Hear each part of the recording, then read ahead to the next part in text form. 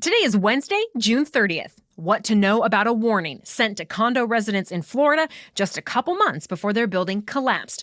Also, as if the brutal heat wasn't bad enough on its own, the western U.S. is now dealing with blackouts and wildfires.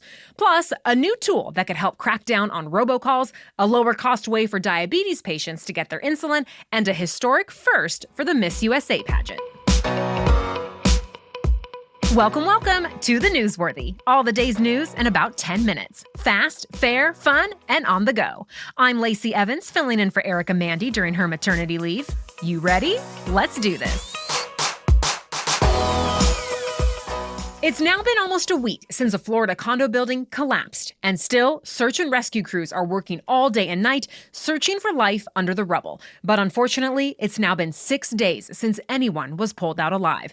The death toll is now up to 12, and 149 people are still missing. Meanwhile, a team of scientists and engineers are investigating exactly what caused about half of the complex to come crashing down. They're looking at the debris and the ground around it, as well as the building's history. For some people, though, the tragedy didn't come as a surprise. That's because just weeks before the building crumbled, the condo board president wrote a letter to residents warning them about damage at the complex. Remember, we told you an inspection back in 2018 found major structural damage in the building. Well, the more recent letter said since that inspection, things had only gotten worse. It said a lot of work could have been done years ago, but some condo owners were reluctant to pay for it since the repairs were expected to cost about $16 million overall. Payments on those repairs were set to begin this week. It's still not clear, though, if those were the same issues that caused the collapse. It could take months before investigators know for sure. By the way, President Biden is planning to visit the site of the disaster tomorrow. He'll meet with first responders and families who are still anxiously waiting for news about their missing loved ones. It seems the historic heat wave in the Pacific Northwest is pushing the electric system to its breaking point. Now, power companies are having to force some rolling blackouts. One of those companies is Avista Corp. It serves people in Washington, Idaho, and Oregon. And for the first time in company history, it had to warn tens of thousands of customers they might lose power. But it's trying to limit those forced outages to just about an hour at a time. The idea is, by giving the system a break, it might prevent long-lasting damages that could cause much longer outages.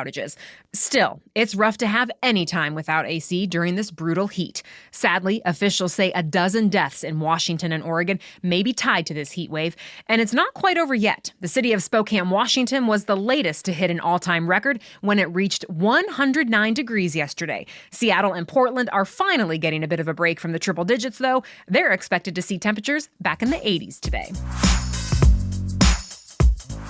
During this extremely hot and dry week, wildfires are becoming very common. The peak wildfire season for the western U.S. doesn't typically start until late July. But already this year, firefighters have had to deal with more than 30,000 fires. And this week alone, nearly 50 large fires have burned more than 1,000 square miles across 12 states.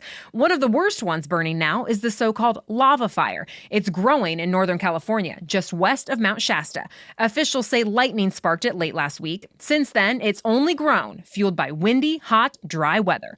Hundreds of firefighters are working 24-hour shifts to battle it from both the air and the ground.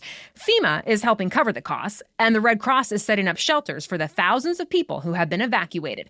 President Biden is meeting governors of western states today to talk about how to address wildfire threats before the real season starts next month. There are new fears about what's going to happen in Afghanistan once the American troops are out of there in a few weeks. The longest-serving U.S. commander of the Afghanistan mission gave a rare news conference this week, saying Afghanistan could be on a path to a chaotic civil war. That's because in recent weeks, nearly a quarter of Afghanistan's districts have fallen to the Taliban. In some cases, the Afghan forces have surrendered without a fight, handing over the supplies given to them by U.S. forces to the militant group. Now, Afghan security officials are working to take back the districts, while the U.S. is still working on its exit strategy.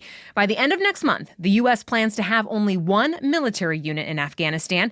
It will be assigned to secure the American embassy in Kabul. The U.S. is also in talks with Turkey about securing the airport there, and that's key for embassy workers and diplomats, as well as aid groups. To be continued. From Asia to Africa to Australia, countries are scrambling to contain the highly infectious Delta variant of COVID-19. So they're bringing back new restrictions and lockdowns. About 10 million Australians who live in cities like Sydney, Brisbane, and Perth are now under a strict 2-week lockdown. Basically, everyone has to stay home unless it's for an essential reason. South Africa also entered a lockdown that's expected to last at least 2 weeks. Bangladesh halted all public transportation, and Malaysia extended a nationwide shutdown. The World Health Organization says Delta is on track to be the most common variant around the globe. But studies have shown the vaccines on the market are still largely effective against it. More news is coming up, but first, a quick break for our sponsor. Here's your main host, Erica Mandy, to talk about BetterHelp. If there's anything stopping you from being and feeling like your best self, then why not give BetterHelp a try? You can talk to someone when and how you want, on your own time, at your own pace, and you choose whether you talk through text, chat, phone, or video. Of course, everything you share is confidential. There are counselors for everything you may need, including anxiety, family conflicts, grief, stress, and more. BetterHelp will assess your needs and then match you with your own licensed professional therapist, and you can start communicating in less than 24 hours, all without any offices or waiting rooms. And it's easy and free to change counselors anytime to make sure you get the right fit for you. If you've ever thought of giving this a try, now is the time, because the Newsworthy listeners get 10% off your first month just by visiting betterhelp.com/newsworthy. I want you to start living a happier life today. So get 10% off your first month at betterhelp.com/newsworthy. Again, that's BetterHelp, H-E-L-P, betterhelp.com/newsworthy. You might start noticing fewer of those annoying robocalls. The Federal Communications Commission, or FCC, gave major phone providers until today to start using new technology meant to block spam calls. Simply put, the tech makes sure a call coming into your phone is legitimate by having phone carriers verify the caller ID.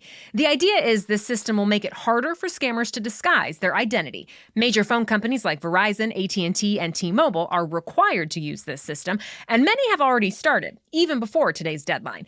Still, not all robocalls will just go away. The FCC commissioner has said scammers are coming up with new ways to make illegal robocalls all the time. So it's important to keep your guard up. A company focused on blocking spam calls says Americans have received more than 22 billion robocalls so far this year. Another report found Americans last year lost nearly $30 billion to phone scams. Diabetes patients will soon be able to get treatments from Walmart. The retailer announced it'll start selling its own brand of insulin. Shoppers with prescriptions can pick it up from Walmart pharmacies beginning this week, and it'll be available at Sam's Club pharmacies next month. Walmart says its insulin brand will cost up to 75% less than other products. This is significant because prices for diabetes medications have risen dramatically over the last decade. The Healthcare Cost Institute says the price of an insulin prescription nearly doubled between 2012 and 2016. And the American Diabetes Association says a typical patient pays nearly $10,000 a year in medical costs. More than 34 million Americans have diabetes, and the CDC says the number of people diagnosed has more than doubled in the last 20 years. Facebook now has a new newsletter business. The social media company launched a subscription service called Bulletin this week. On Bulletin, writers can charge readers a fee for access to their digital content. Facebook recruited a few celebrities to get things started, like sportscaster Aaron Andrews, author Malcolm Gladwell, and more. It's unclear when it will open up the platform to everyone else. But for now, Facebook also says it won't take any money from creators. The writers will keep all of the revenue they earn from subscriptions. Newsletters have been a growing trend for a while now. 4 years ago, the startup Substack launched, featuring more famous writers, and now it has more than 250,000 subscribers. Twitter also bought a newsletter service called Review earlier this year.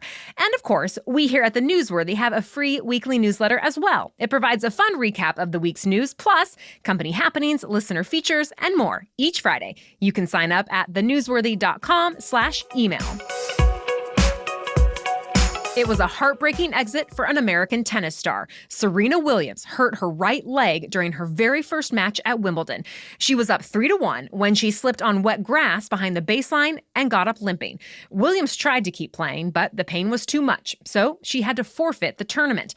Williams had been hoping to win one more major and tie the record for the most Grand Slams ever won by a woman. For now, it looks like that record will have to wait. However, her older sister Venus is still in it, after winning her first round match. It was Venus's first singles win at Wimbledon in 3 years. For the first time in history, a transgender woman will compete at the Miss USA pageant. Catalina Enriquez earned her ticket to the national competition when she was crowned Miss Nevada over the weekend. Enriquez wrote on Instagram that the entire LGBTQ community could share in her success, and she ended her post by writing, "Happy Pride." The Las Vegas Review-Journal reports Enriquez started competing in transgender pageants about 5 years ago while she was working as a model. She switched to the bigger mainstream pageants last year. The Miss USA pageant is scheduled for November. If Enriquez wins, she would go on to Miss Universe. And that's it for the main news today, but it's now time for Work Wednesday, when we break down one interesting career or work-related news story. But first, here's Erica again with a word from our sponsor, Noom. If you ever feel lost with all the different information and misconceptions out there about health and habits, Noom works to simplify things and help you turn your personal health goals and aspirations into reality. And not just for the month, Noom uses psychology and education to help you stick with it in the long term. Noom's cognitive behavioral approach is meant to help you build habits without an unrealistic, rigorous plan or unforgiving lifestyle.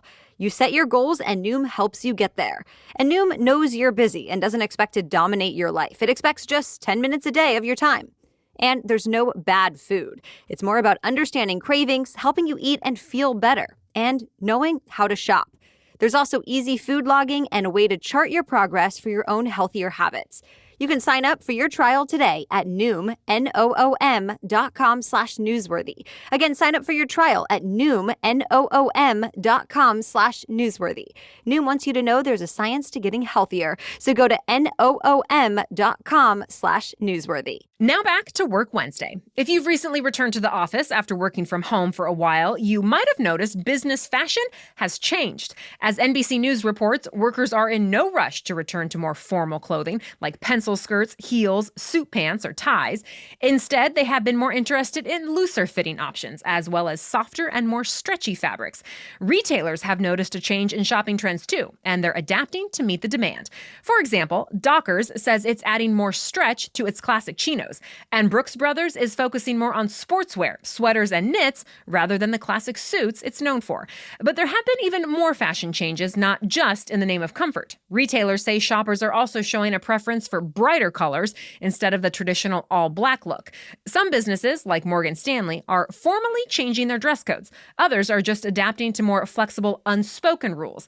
Either way, it seems even though most people are ditching the sweatpants and slippers, they found ways to look stylish and stay comfortable and bright in the office. Thank you for listening today. We'll catch you up on more news to know tomorrow. Until then, have a great day.